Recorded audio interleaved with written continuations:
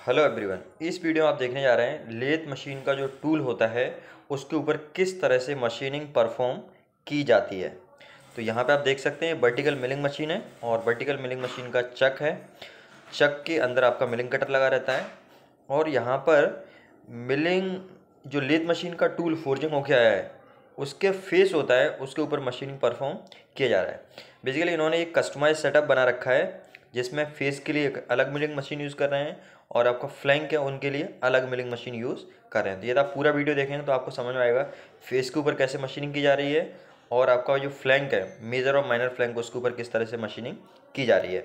अभी जो मशीनिंग हो रही है ये मशीनिंग सिर्फ आपका फेस के ऊपर हो रही है और ये आप मिलिंग कटर देख सकते हैं और यहाँ पे टेबल को कंटिन्यूसली आप मूव करा रहे हैं जिससे पूरे लेंथ पे जो आपका फेस है पूरे फेस पे आपका मशीनिंग हो जाए।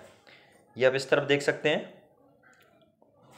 ये पूरा मशीन है आपका और ये उन्होंने गार्ड लगा रखा है जिससे जो चिप है निकल के ऑपरेटर की तरफ ना जाए।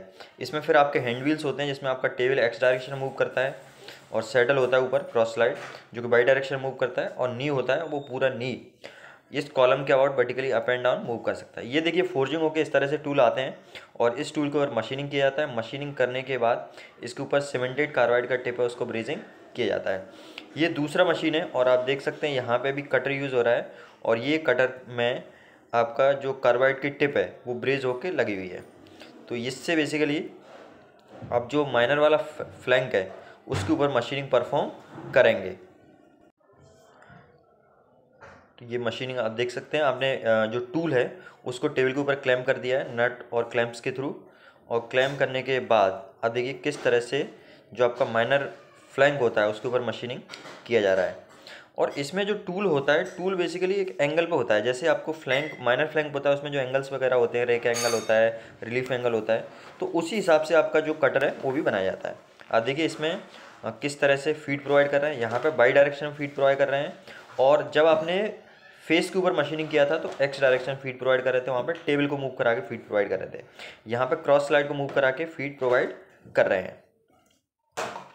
ये देखिए यहाँ पे मशीनिंग ऑपरेशन हो चुका है और ऑपरेशन होने के बाद ये माइनर फ्लैंक का ऑपरेशन हो चुका है।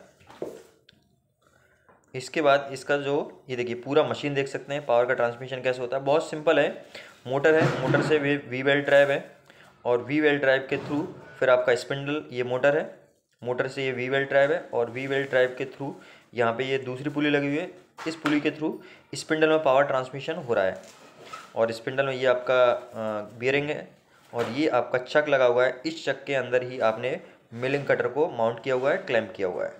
फिर ये मिलिंग कटर आपका ऑपरेशन परफॉर्म करता है और टेबल के ऊपर आपने फिक्सर्स लगा रखे हैं जिसके अंदर आप टूल को माउंट करते हैं। ये पूरा आप मशीन देख सकते हैं, ये टेबल है इस तरह से मूव कराने के लिए। फिर नीचे इसमें टेबल के नीचे क्रॉस स्लाइड होता है जो कि इस बाई डायरेक्शन मूवमेंट देता है। फिर ये जो पूरा नी है ये भी आपको ऊपर नीचे मूव हो सकता है। ये देखिए अंदर इसमें सेटअप है, ये तो आपको इसको कम स्पीड में चलाना है तो ये डबल में चलाने के लिए सेटअप होता है, मिनिमम स्पीड में चलाने के लिए। और ये आप देख सकते हैं टूल जो कि आपका यूज़ हो रहा है, मिलिंग कटर है और ऑपरेशन किस तरह से परफॉर्म हो रहा है वो आपने देखा यहाँ पे।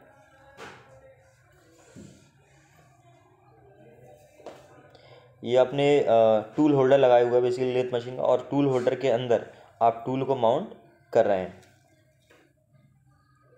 देखिए इसके ऊपर मशीनिंग हो चुका है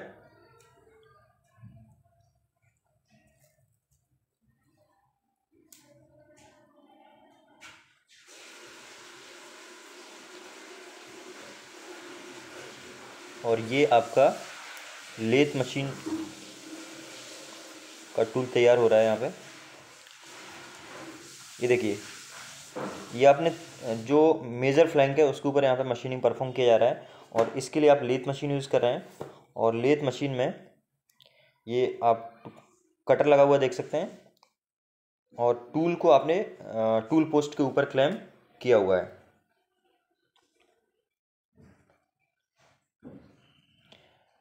तो जिस एंगल पे भी आपको कटिंग करना होता है उस हिसाब से आपका मिलिंग कटर रहता है।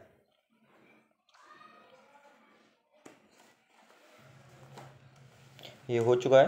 अब देखिए तीनों तरफ मशीनिंग हो चुका है आपका, फेस के ऊपर, मेजर फ्लैंक और माइनर फ्लैंक, इन्हीं के ऊपर मशीनिंग करना होता है। इसके बाद आप ग्राइंडिंग करेंगे और ग्राइंडिंग करने के बाद ये देखिए मशीनिंग हो चुका है, और इसके बाद आप ग्राइंडिंग करेंगे। ग्राइंडिंग करने के बाद फिर ब्रेजिंग करते हैं। ये देखिए ग्राइंडिंग किस तरह से किया जा रहा है, बेंच ग्राइंडर है और यहाँ पर ग्राइंडिंग किया जा रहा है। ग्राइंडिंग करने के बाद फिर इसके ऊपर आप वो लगाएंगे फ्लक्स, जो कि बोरेक्स एसिड प्लस बोरिक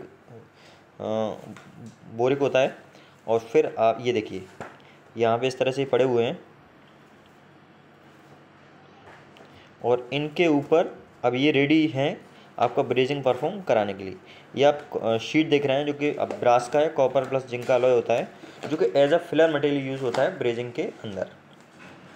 ये टूल्स आप देख सकते हैं, ब्रेजिंग हो चुका है। यहाँ से कैंची से काट के, सीधे से कटिंग करके इसमें बीच में इंसर्ट किया जाता है।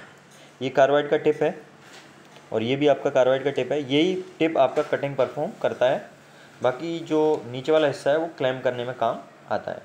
ये आपका ब्रेजिंग का मशीन है, इसी में आपको टूल को माउंट करेंगे। माउंट करने के बाद ब्रेजिंग परफॉर्म किया जाएगा। ये आप देख सकते हैं वाइट कलर का, ये आपका फ्लक्स है जो कि बीच में लगाया जाता है। इसके बिना आप ब्रेजिंग परफॉर्म नहीं कर सकते।